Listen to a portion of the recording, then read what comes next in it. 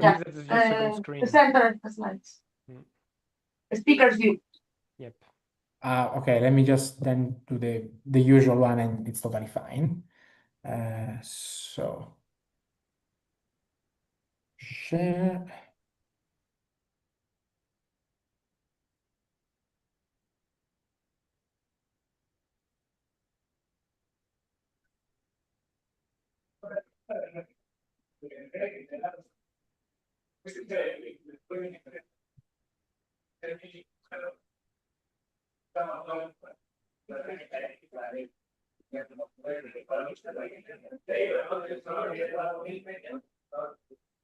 Yeah, now it's fine.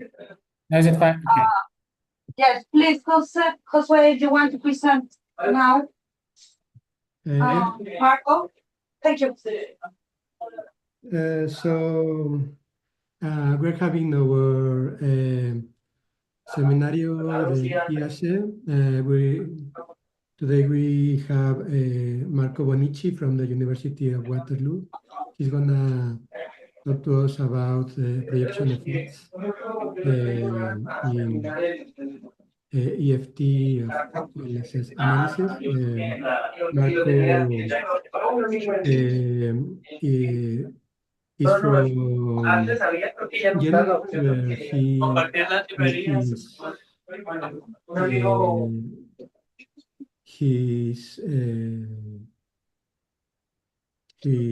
his career in physics, initially in theoretical physics, and he did part of his PhD in Genova and part in Milano with Dr. Carmelita Carbone, working in Euclid. And then he did a postdoc in Milano and a second postdoc in Waterloo under the mentorship of Will Percival. He has been working in DESI since he has been in Waterloo. And so, yeah, thank you for being here. Okay, so first, thanks to everyone, and thanks for the invitation for giving this seminar. So yeah, this is my name is Marco Bonici. Thank you also for the introduction. And here is my presentation about taming projection effects in EFT of LSS analysis with a threefold approach. So let us start with some introduction in general to, let's say, what is the state of cosmology right now.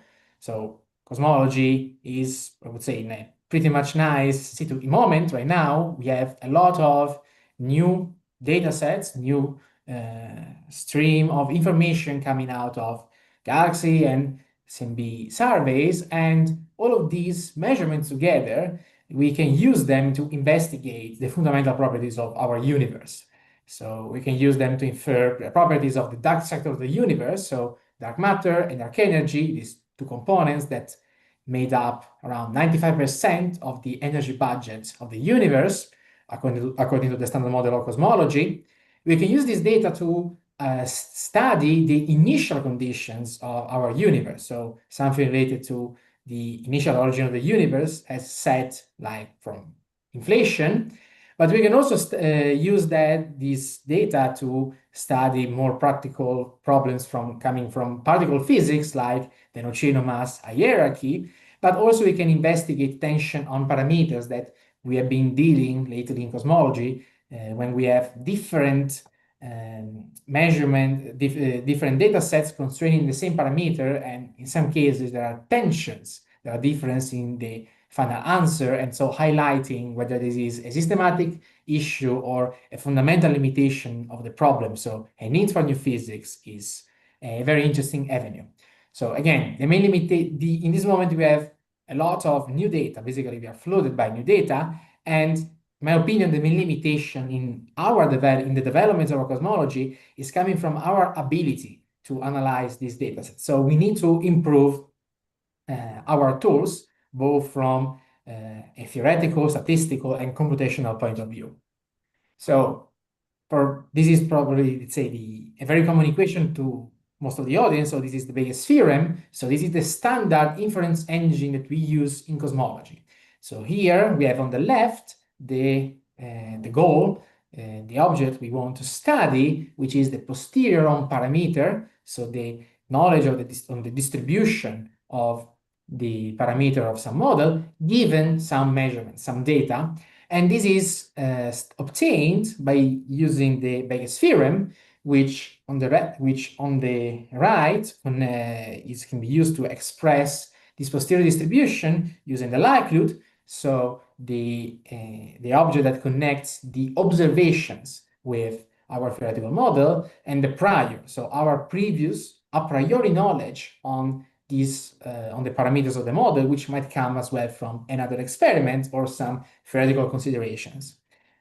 So this is the very basic equation that we use to make most of our inference in cosmology. And so, as I said, as I said before, I'm a member of the DESI survey. So DESI, the dark energy spectroscopic instrument, is now collecting data, basically galaxy catalogs. So it's making this big catalog of galaxies, which can be used to either study the baryonic acoustic oscillation or, like, and this is going to be the specific topic of my talk, the full shape power spectrum. So the full shape of the galaxy 2-point, or eventually also the bispectrum, so higher order contributions, correlation function. And then, so we start from this galaxy catalog. So we have millions of objects and spectra.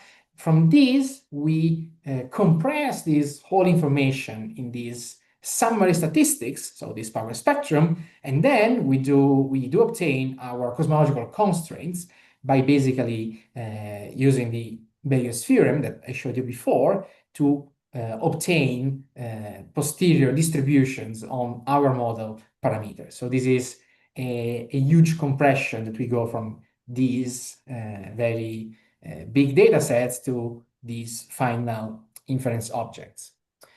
So these also are other plots for this power spectrum, the monopole and the quadrupole, from the different galaxy samples from the DESI survey. So we go from the BGS to the LRGs, the emission-line galaxies, and the quasars. So these are actual measurements from DESI DR1. But now the problem that I want to tackle in this talk is related to the so-called projection effects. So while frequentist constraints do have a property known as coverage, which means that if you produce, let's say, a certain number of synthetic data realization, so you get your likelihood, you decide an underlying model, an underlying truth, and out of this truth, you create noisy realization from your likelihood, and you analyze these data in a frequentist framework. We do say that frequentist intervals, they do have the coverage property, which means that if I say this is the 68% contours, this will contain, assuming that the model is unbiased, the true model parameters 68% of the time. This is a property known as coverage. Unfortunately, the Bayesian framework doesn't have this specific property. So what can happen is that if we look, like in this case on the right, on some synthetic data, so in this case, we know the truth. It's not a problem with the model. If we look at the marginalized Bayesian posterior, they do not necessarily contain either the maximum likelihood or the maximum posteriori, or as in this case, the very ground truth that was used to produce this data. So here you can see the dashed lines represent the ground truth used to create the data. And then for this bispectrum analysis with the Pybert code, they basically consider a few scenarios. So you can see that for the green contours, they have significant shifts, especially on an amplitude parameter like sigma 8. So the marginalized contours are significantly shifted from the ground truth.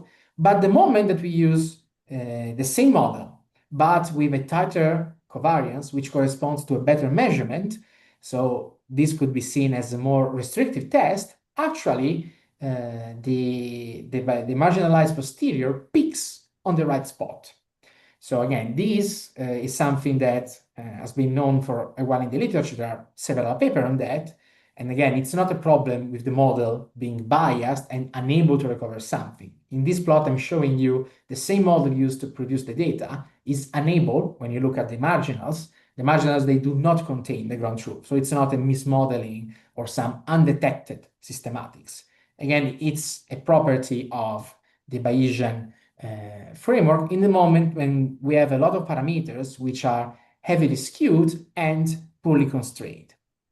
So this also is affecting the DESI measurement. So this is a plot from an appendix of the DESI analysis on cosmological parameters, so cosmological inference using DESI full shape data. And here you can see specifically for W0 and WA, the two parameters that describe the dark energy equation of state in the CPL model. You can see that from top to the lower, when we use DESI or DESI in combination with CMB, we are unable to, the 68% marginalized posterior is this bar with the field circle, does not contain the maximum a posteriori, which is represented here by the empty circle. So what does it mean? It means that there is a significant discrepancy between the point in the posterior with a higher density and the marginalized one. This can be used as, let's say, as a detector of projection effects. Instead, in the moment, we do include supernova information, as supernovae are able to anchor the behavior at low Z and are able to directly probe the dark energy equation of state. Then there is a way better agreement. So you can see that actually the green and the pink contours, when we include the supernovae, they do actually contain the empty circle, which again represents the maximum a posteriori. So for this reason, we say that even for DESI, so it's a better, it's the state of the art for galaxy survey, we are still suffering from projection effect. So when you look at the marginals, you cannot, let's say, naively look at them to make a claim of new physics or detection of W0 WA being away from a cosmological constant. And there are a few approaches to try to, let's say, to ameliorate this situation. So the first one, inspired from the first plot, is just wait for more data. We know that once we are going to include more data, more information, so better measurement, we are going to better constrain these additional parameters that we have in our models. And by doing that, we will be able to reduce these projection effects. But of course, this happens on very long time scales because it means that you need better surveys, and this takes a very long time. So this might not be, at least from my point of view, the favorite solution. Another option is to be using tighter priors. So if there is a way for us to impose tighter priors on the nuisance sector, so not on the cosmological sector per se, but on the effective field theory additional nuisance parameter sector, by doing that, we should be able to remove these projections because, again, the projections are driven by these additional nuisance parameters, which are poorly constrained. And with tighter priors, so let's say we have a prior that is already constraining nicely these parameters, we should be able to remove these projections. Another option is to basically get rid of priors. So if we decided to make a frequentist analysis with coverage properties, you just get rid altogether from the starting point, in this different framework of priors and projection effects. But of course, this is a frequentist analysis, and now in cosmology, let's say the predominant paradigm is that of Bayesian analysis. And finally, we can also look for a better basis. So is it possible to find a reparameterization of our parameters such that we do reduce these projection effects? So the idea that these are the ideas that we were pursuing, for instance, in our group in Waterloo. So tighter priors, injecting some information so that we have better constraints on the EFT parameters, and this will reduce the projection effects, get rid altogether of the priors, do a frequentist analysis, or find a better basis, a better parameterization, such that you don't suffer from the projection effect. So this is the outline of the talk. So now I will describe more in detail the three different approaches that we pursued for this analysis and what are the different implications and results for each of them. So, I also had this analysis again. Tether priors, as I said, the pro is that you are not. Do we have any questions? Sorry, I heard something. No. Okay. No. Oh, okay. So using tether prior, as I said, the good thing is that we can use our knowledge of galaxy halo connection physics. So maybe we are not able to completely model all of these effects, but it's not like we haven't learned anything in the last few decades of working on modeling this connection. But again, the con is that using this information to reduce the space in the EFT sector is as good as the information you're injecting. So if for some reason we are using, let's say, modeling to constrain these parameters that is wrong, that is actually biased, this will cause a bias in the cosmological inference. The frequentist analysis, as I said, no prior at all. So we remove altogether these problems of priors, but it's a totally different statistical interpretation of the results. So it's a different framework. And finally, choosing the better basis, this is a Bayesian approach, so it does not require simulations and HOD to inject information to have better priors. But the point is that since the reparameterization do depend on the likelihood, this does not satisfy the strong likelihood principle.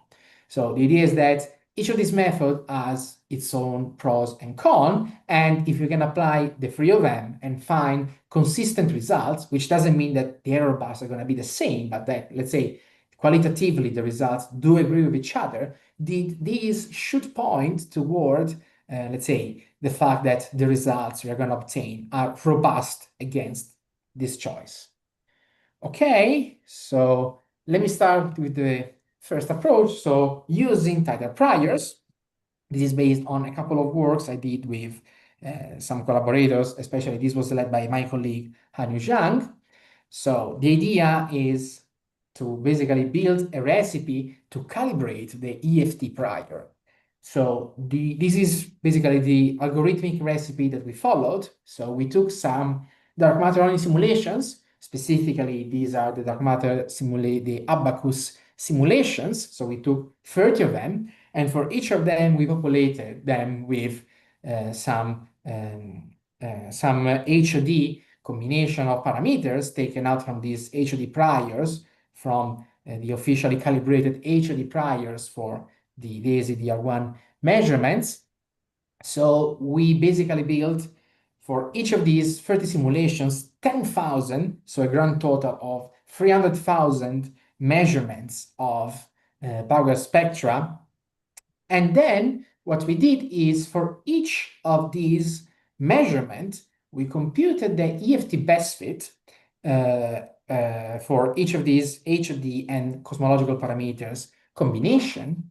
We also did some filtering. So the idea is that we are not just translating the knowledge from the HOD parameter space into the EFT one, we are also using some, let's say, theoretical prejudice in this analysis. So we are also removing the points, the combination of EFT parameters such that the loop corrections, so the higher order corrections, are dominating the linear term. So again, we are forcing our analysis, our priors to stay in the perturbative regime.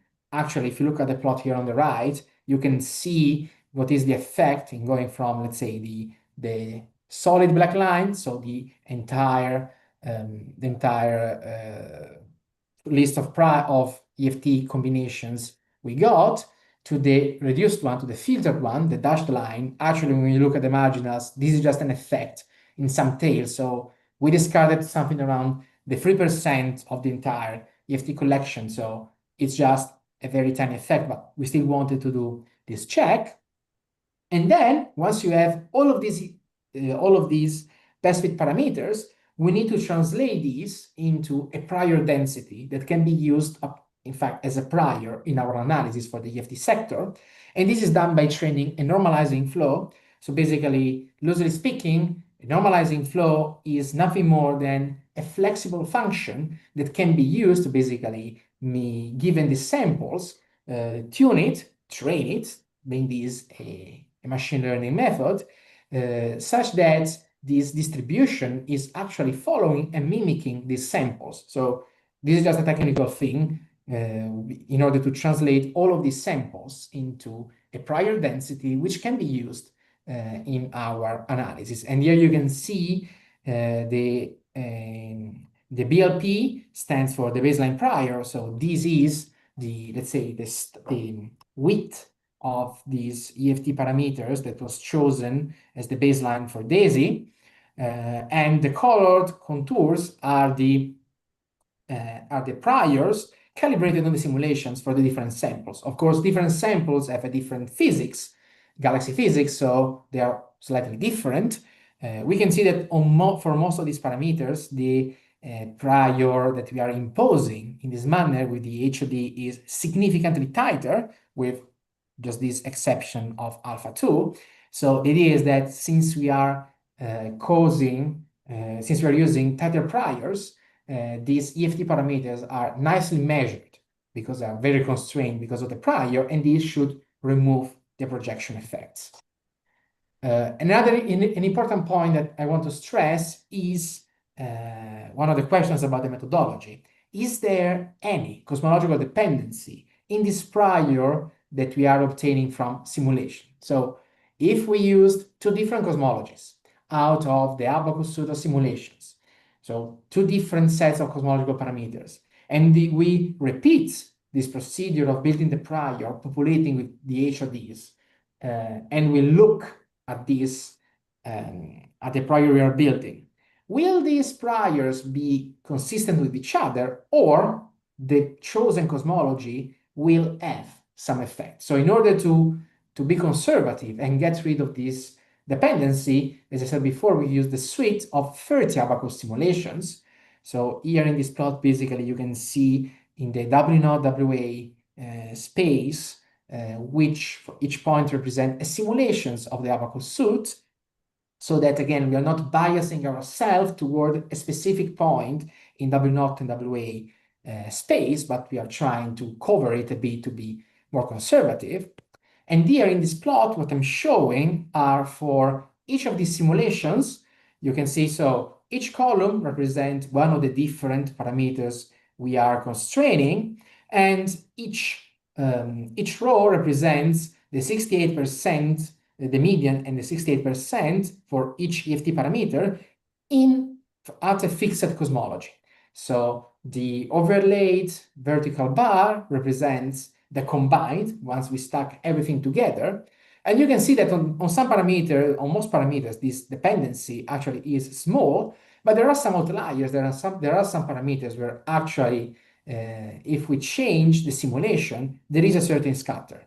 So we're not claiming that there is a very strong cosmological dependency, but we do think it's better to basically stack all of these cosmologies together so that our priors are slightly wider because we are accounting for this cosmological dependency in order to ensure that our analysis does not get biased toward a specific value of cosmological parameters just because our simulations were using, let's say, a lambda CDM model.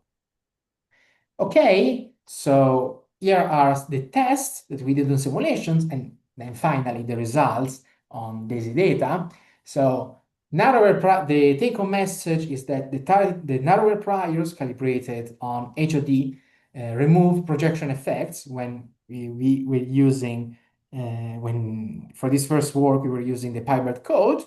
So here you can see basically the yellow star represents the ground truth of the simulation, and then you have two different approaches to do the analysis. So standard mean the usual standard baseline prior, so a prior motivated by theoretical arguments that does not rely on the simulations. And as you can see in this case, there are projection effects.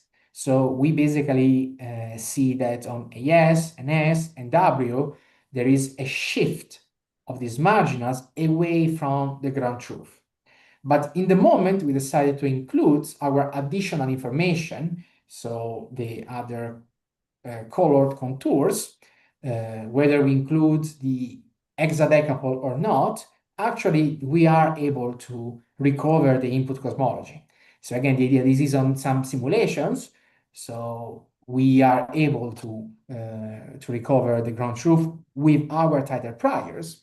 But then, of course, and we also did the same with velociraptors on some synthetic realization, just to show that this is closer to, let's say, to the actual case that is interesting for the DESI analysis.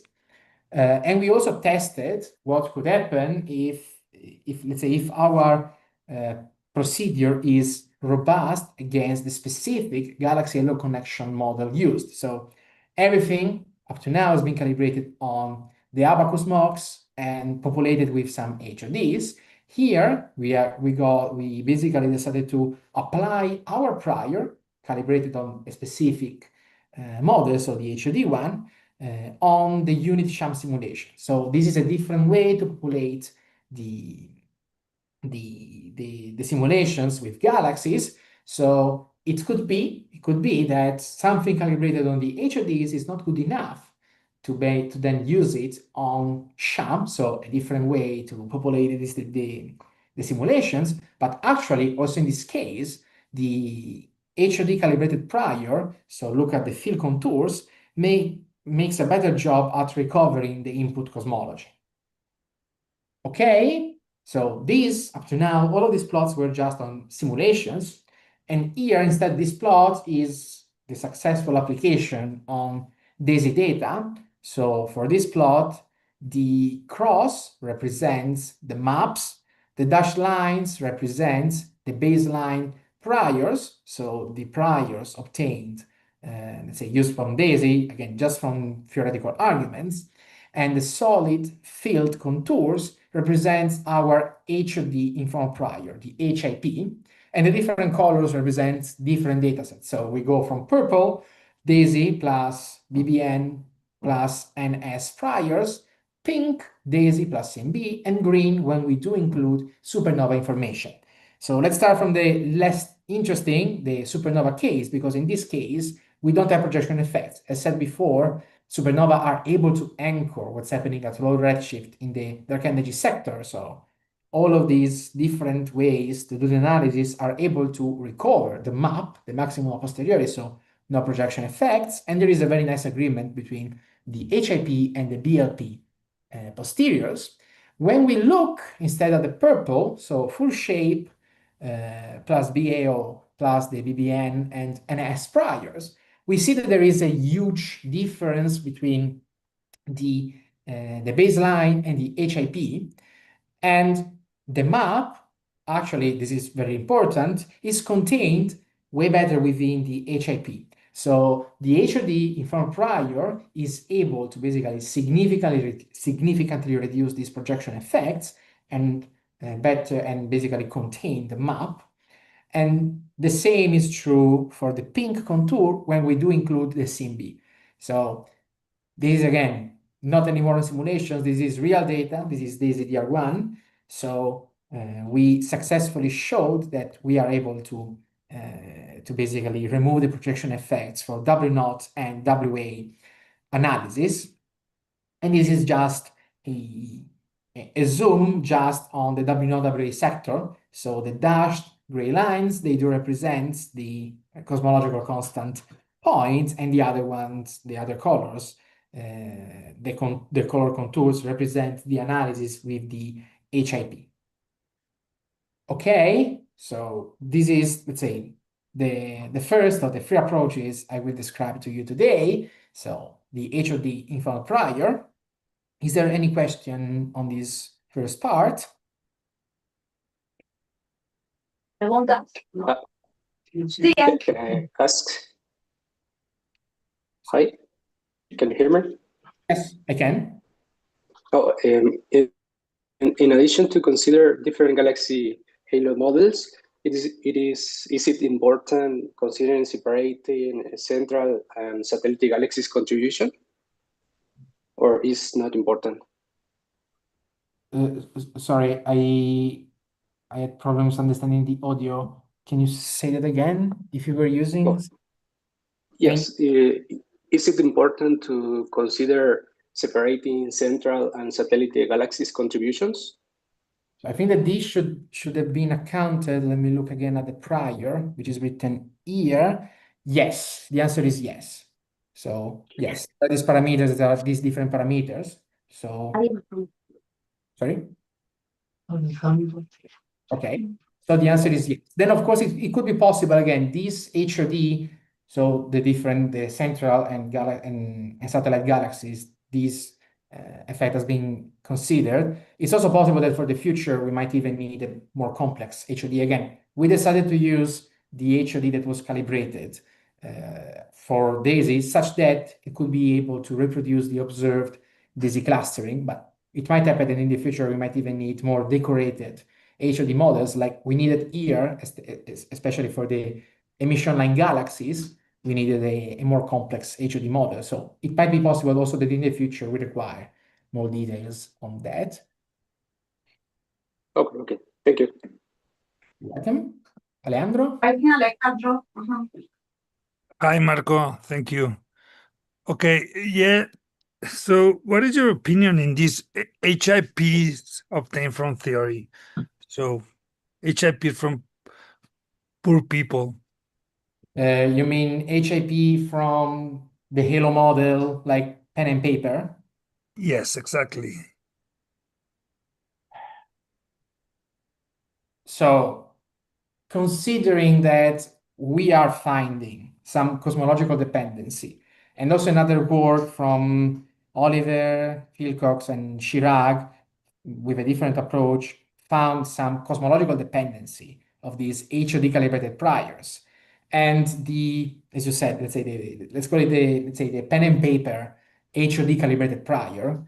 So this paper from Misha, it actually said that basically there is no cosmological dependency of this. Yes, but this is what Misha does. But exactly. That should not be the case. So given what we are seeing, so there is this effect of the cosmological dependency, I think that we are just using something that is that approach is extremely simplified. So I'm not saying that there is no merit in doing, let's say, what Misha's been doing, but I think it's better to use something that is, let's Yes, say, because he is fixing to lambda CDM. exactly. But that not be the case. If I want to test modified gravity, for example, or anything else, mixed dark matter models, I have to run the simulations to these HIPs. Yes. And I don't have that time for each model. So I want to go with a faster option. Yes. In that case, I think that let's say looking at again at this plot with this scatter that we found again. In this case, we already had the abacus suit that we could take advantage of. It might be that for extension models, we don't have that luxury. So we cannot just say, okay, I want all possible modified gravity models and I want a suite of very big simulations. So in that case, okay, I get your point. It could be interesting to pursue a more theoretical approach. I think someone might decide to say, okay, can we look at which parameter for the W naught WA was more susceptible to this dependency on cosmology, and eventually includes an enlarging factor in the recovered prior. So let's say here we saw that for this specific case on B2 there was some scatter. So if you were to say, I want to impose a prior on that based on the Halo model, go for it. And eventually I would just enlarge artificially a bit this obtained prior, which nevertheless is going to be, where is it? It's before, okay, which nevertheless is going to be significantly tighter than the standard prior that you would get, let's say, with purely theoretical arguments like we did up to now. So I think that enlarging by a factor of 2 most of these, let's say, these priors, they would still be significantly tighter than the standard prior. And at the same time, I think you should be shielding yourself by most of the issues of this cosmological dependency and let you do the analysis just with, let's say, without resorting to simulations. So I think it's doable. Again, maybe with some care and some conservativeness in ensuring that, let's say, what you're doing is not driving you to a specific point in parameter space. Does it make sense, Alejandro? Yeah. Thank you. Okay. Any other question before we move to next phase? No. Okay. Great. So first part, so using data priors. What we did is we took simulations, we populated them with HUD to build priors on the relative parameter sector, and we showed that we're removing projection effects. Again, this approach is as good as your mocks. So now let's go with the next one. Perform a frequentist analysis. This is being led by the students I'm supervising here in Waterloo, James Morawetz, and the paper now is on the archive. So let us perform a frequentist analysis. So let us just get rid altogether of the priors. So this is based on a totally different inference framework. This is not anymore Bayesian analysis, this is frequentist analysis. So basically, from a very concrete point of view, this just boils down to computing a lot of best fits. So what we do here in this case, let's say here is sigma 8. What we do is we fix a sigma 8 to a grid of values, and then we basically compute the best fit, fixing sigma 8 to a grid of values, and then we basically do the best fit by changing all of the other parameters, and then we record the chi-square that we obtained. So then using this delta chi-square, we can construct frequentist intervals. We are doing that both for the 1D and the 2D. From a technical point of view, and if there is time, I'm gonna show a couple of slides on that.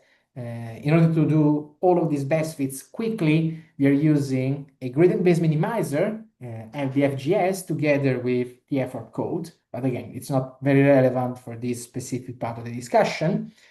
So let me just get here to the main results. So again, rather than spending time calibrating the prior, which might be wrong because of all of these reasons, just get rid of that. So here we are comparing for different data sets, so different color means different data sets. We are comparing the profile, solid lines, with the MCMC dashed lines and the map, the cross. So lambda CDM, almost no projection, even for the DESI only analysis. But the moment we turn ours to W0 and WA, actually the projection effects pops up. So here we can see that there is a significant difference between the profile, so the frequentist, and the Bayesian MCMC. So the frequentist results succeed in containing the map.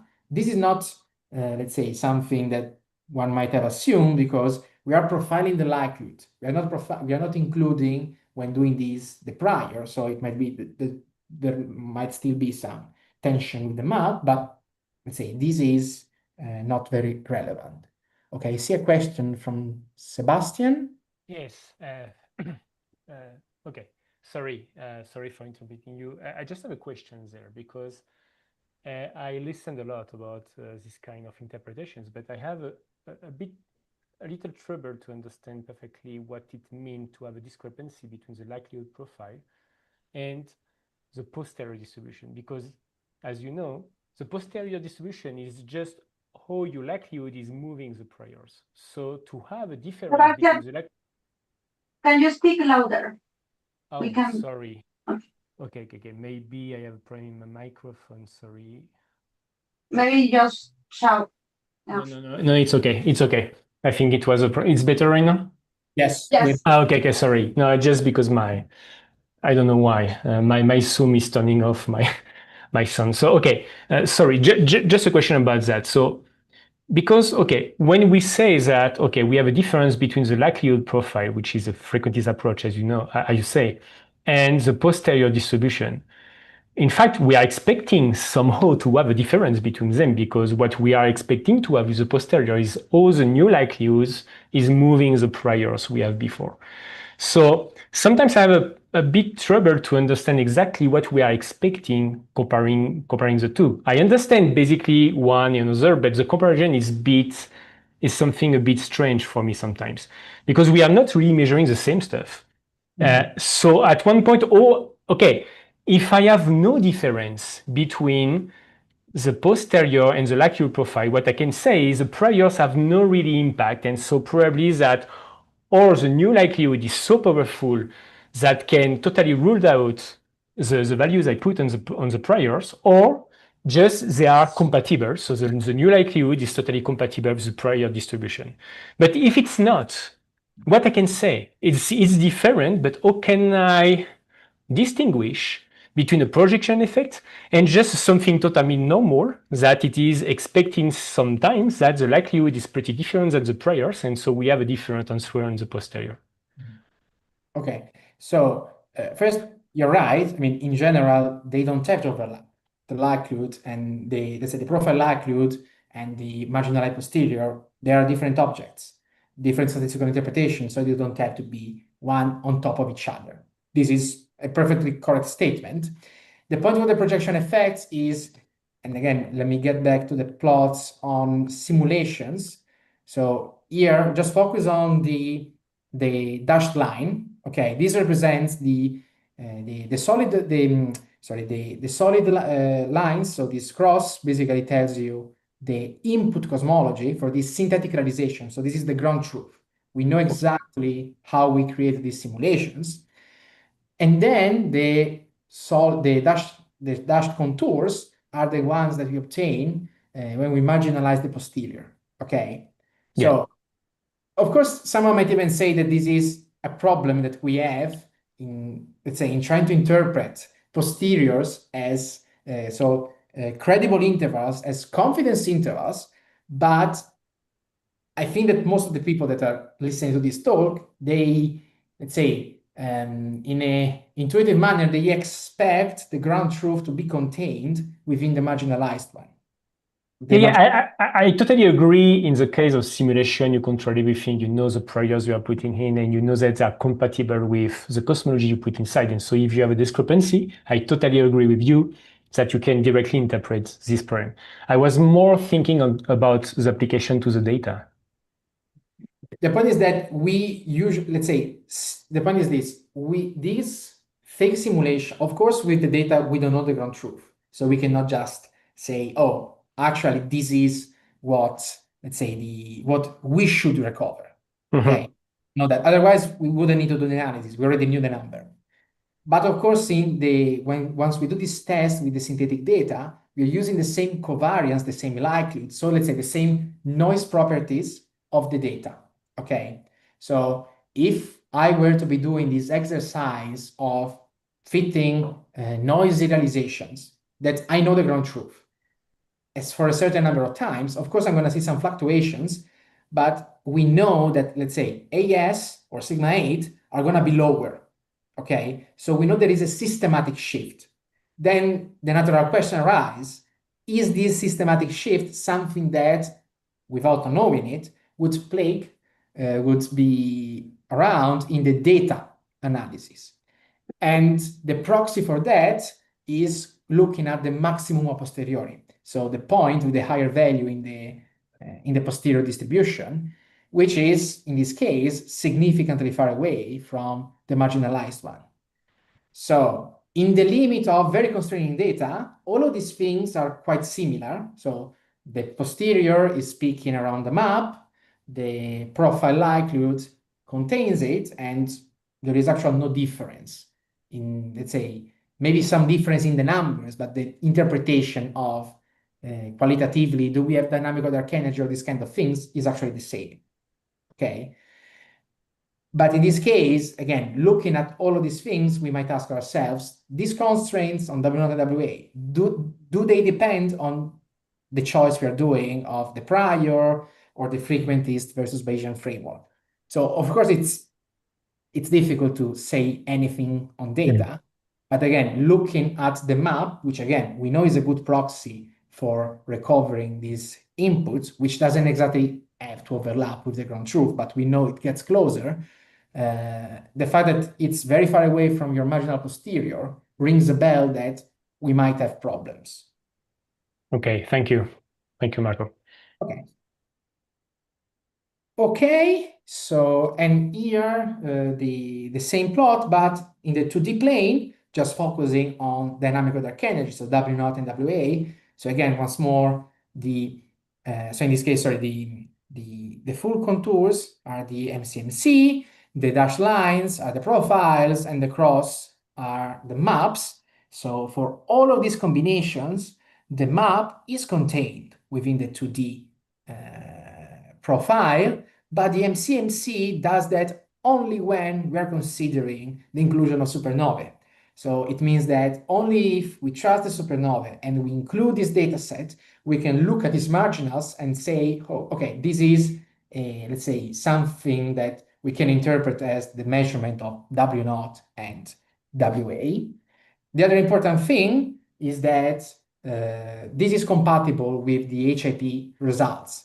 So the HIP and these frequentist results, again, different approaches, but qualitatively they stand in the same point and they have same degeneracy direction. So again, they are compatible with each other. So if we switch from the baseline prior to one of the choices, we're going to have very different results. But if you look at the frequentist or the HIP, the results qualitatively, they have a very good agreement. Okay, so this was the frequentist analysis, and let me just quickly say something about what I am leading. So a Bayesian approach based on reparameterisation, which does not require simulations. So another solution is to use a better parameterization. So since we have a freedom in choosing an EFT basis, we can try to say, can we find a better parameterization that doesn't suffer that much from projection effects? This is something that has already been employed within the DESI analysis. So rather than trying to measure sigma 8 and B1 simultaneously, we try to measure sigma 8 and a combination of B1 and sigma 8.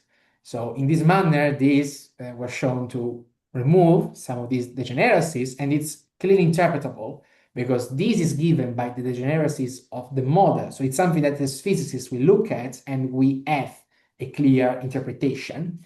The problem is that you need to write this by hand. This doesn't capture all of the more complex degeneracies and doesn't completely solve the issue.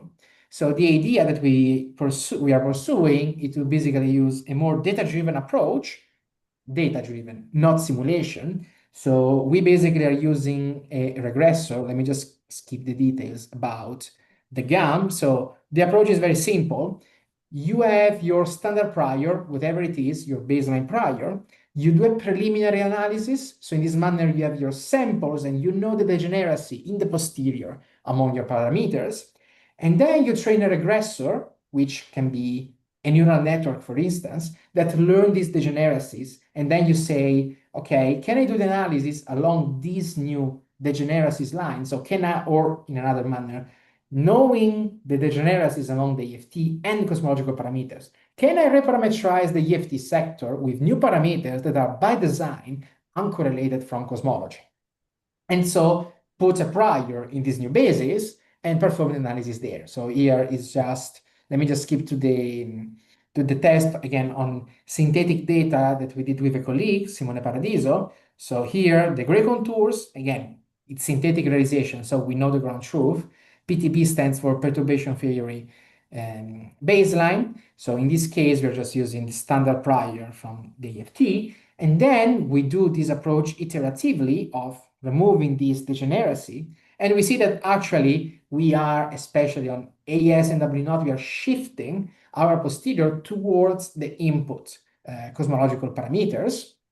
So again, reparameterizing the posterior can actually help in removing this projection. Let me just tell also the other approach in this reparameterization sector that we decided to use, which is the Jeffreys prior. So very quickly, this is used in statistics often as a reference prior. So it's like, I don't know a lot about my parameters, and I'm just using these as a default choice. So the Jeffreys prior basically basically means including the square root or the determinant of the Fisher matrix for the parameters you want to include your prior on. So specifically here, in this case, the prior is going to be on the EFT sector. So I need to include this Fisher matrix for the EFT parameters. And I just use the usual prior, the usual flat prior on the cosmological sector.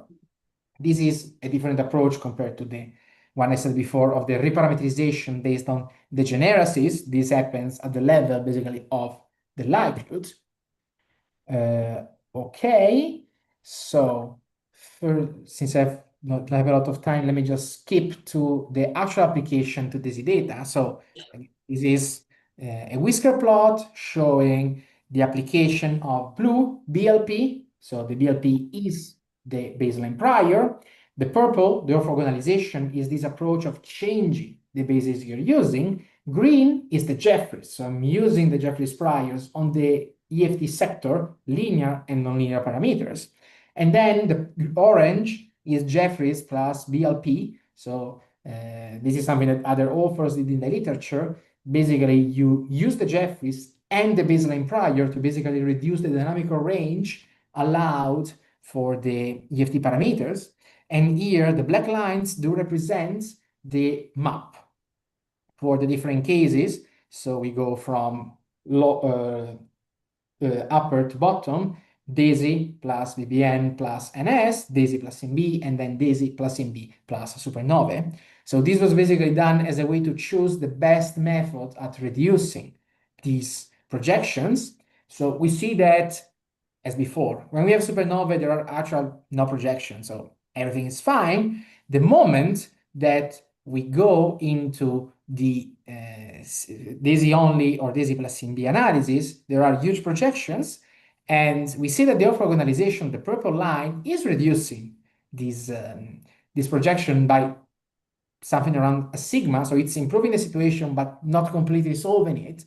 And then the Jeffreys and the Jeffreys plus BLP make a better job of recovering the map. So for this specific reason, in the last couple of plots I'm going to show you, we decided to use the Jeffreys plus BLP as our baseline.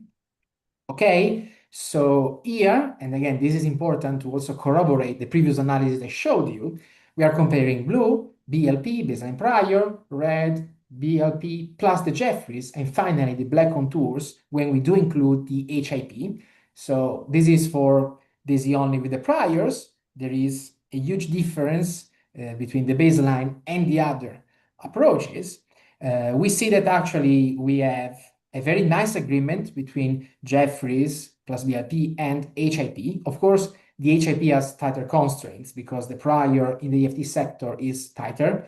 So we have better constraints, but again, nevertheless, I want to highlight that there is a nice agreement between the Jeffreys and the HIP. So two different approaches, one statistical and one based on simulations, and yet they give answer that from a qualitative point of view, they are compatible. And now it's the same when we do include CMB. So on AES, in this case, we are reducing the differences because the CMB is anchoring down AES. And also in this case, there are still strong projection effects, which are solved by BLP, by the Jeffreys and the HIP, which once more have a very nice agreement. And this is the final plot when we do include as well the supernovae. Again, not a huge surprise. In this case, the three different contours are very similar because there are very little projection effects. Okay, I basically am run out of time, so just a very quick thing on this slide. So most of this work has been done by using the effort code. So this is a neural network emulator I've been working on. It's written in Julia, but it has a JAX version. And by using strategies of physics-based preprocessing, this helps improving the accuracy of the emulator, which is basically better than 0.1%. And the emulator is very fast. It can give multiples in something around 15, 20 microseconds. And it's gradient-based and it's compatible with autodiff. So we can compute the gradients of the likelihood while using effort, which was instrumental in basically all of those analyses. So, okay, so quick summary, projection effects are plaguing our full shape analysis because of the poorly constrained EFT sector. And rather than waiting for better data to remove these effects, we calibrated the EFT priors with the first approach on HOD simulations. This showed to be able to remove the projections, but again, it depends on how good is your galaxy halo connection modeling. We also did a frequentist analysis. Also in this case, we don't have projection effects because there are no priors that we are marginalizing over, but it's a different framework. And finally, we show that the reparameterisation, either with the orthogonalization or the Jeffreys, can either reduce or remove almost entirely these projection effects. And technical bit, fast and differentiable codes, and also what Hernan has been doing, I think goes in this direction, are important because these analyses are getting more and more complex from a computational point of view as we move forward. So having fast differentiable codes is important to be able to explore all of these possibilities to compare to each other and have a more nuanced interpretation of our data. And that's it. Okay, thank you very much, Marco. Is there any other question? We have been some questions before, but yeah, do you have any other? You can ask anything. Okay, they are shy. But there are many students, so I think it was very useful for them to hear the different techniques, Marco. So, well, online, is there, Alejandro, is this an old hand or is a new hand? It's a new hand. Okay, can you go Marco, ahead? can you go to the slide of the GAM? Like when I explained at the beginning or what? No, right, like the 20, like this one. This one, okay. So in this you are only doing this like principal component analysis through the EFT parameters. So these reparameterization happen only in the EFT sector. This is correct. Okay. Is that, is that I am not convinced, but maybe this plot can convince me that the projection effects comes mainly from EFT. I mean, if projection effects appear a lot when I have dark energy, and dark energy doesn't change the shape of the power spectrum, I would say that what you are having is a lot of parameters doing the same. I have AS, I have B1, and now I have W0 and WA. So it is a lot of guys doing exactly the same work. So I would say that people just say the EFT parameters in general, the nuisance parameters. Shot noise also goes down and up the power spectrum, but essentially EFT only operates above some K. The real counter terms, not the B1 and B2. So I don't know. Maybe this plot is showing that. I think this is a model-dependent statement. Okay, so I think we could argue that for W0 and WA, given these results in general, also the HIP, this is I think we can claim that this is driven the projections by the EFT sector. But if we had a different model, like I don't know, an interacting dark matter scenario where we have two parameters like the amount of dark energy, of interacting dark matter, and the strength of these of the interaction, the moment that your posterior is compatible with there is no interacting dark matter, the strength parameter can blow up to infinity because it basically will not impact at all your predictions, right? So there is a huge volume that will cause projection effects. And in that case, this is not about the nuisance, okay? So I think that the question, is this driven by the EFT, yes or no? The answer depends on the specific model being considered. I think that for W0 and WA, of course, the W0 and WA that are not the shape parameters, they are just enhancing or lowering the power spectrum. Of course, this is enhancing this effect. But I think that in this case, we can claim it's mostly the EFT, because once we have good EFT priors, this goes away. But there are other situations where it's actually... Well, yes. Yes, I agree with you, but you have the shot noise, the constant shot noise. And Yes. the constant shot noise is doing a similar job. Exactly, yes. So I would not be entirely sure. Okay, yes, what? I have a comment on that. By focusing, at least in this case. I have a comment on that. Yeah. Can you hear me? Yes. Yeah, because one way to see, I mean, which parameter is introduced in projection is, I mean, everything here is in Fourier space, but when you go to configuration space, then you don't have the shot noise, the alpha shot 0.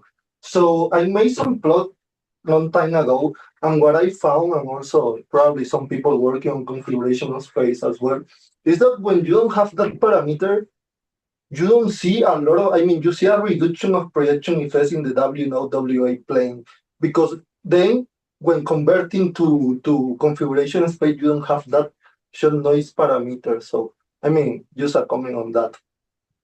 That probably is a good way to also test, because everything here is Fourier space.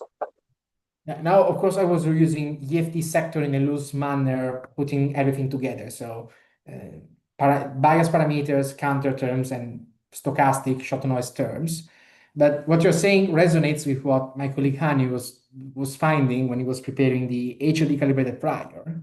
So actually, there was a huge effect that was coming out of the stochastic terms. So I think, let's say, what you're saying to me, if I correctly understood that, moving to real space and removing the stochastic terms, making, let's say, the analysis better, resonates with, again, with something we have been seeing. And now something that we want to do is basically to try to understand, and again, with the fast codes, we can do that easily, on which parameters do we actually have to put a tighter prior to remove the projection effects, which can also be a way to say which are the parameters that are actually causing the projection effects in general.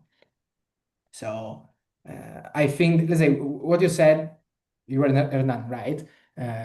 What you said, I think, makes total sense with what we've been seeing up to now. Yes, it was Hernan. But yes, we are. Yeah. Okay. Is there any other comment question? Well, I have a comment. Yeah. Well, everything here is for lambda CDN and W0 WA, but have you seen projection effects with massive neutrinos?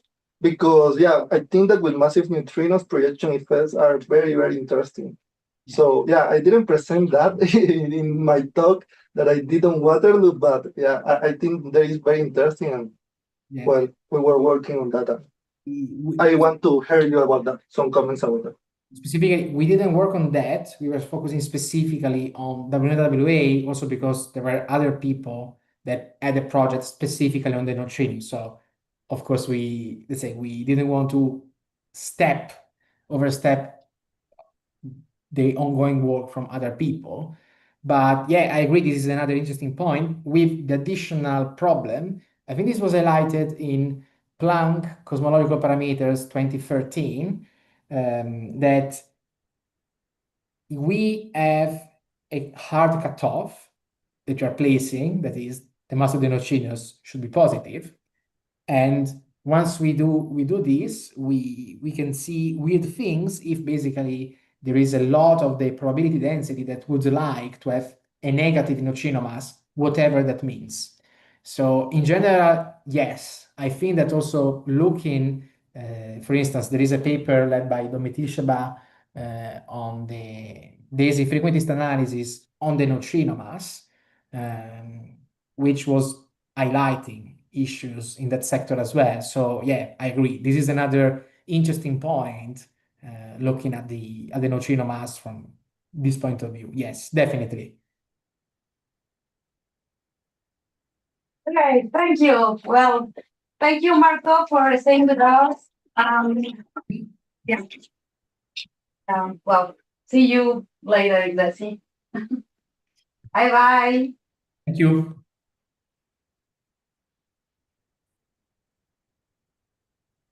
Bye.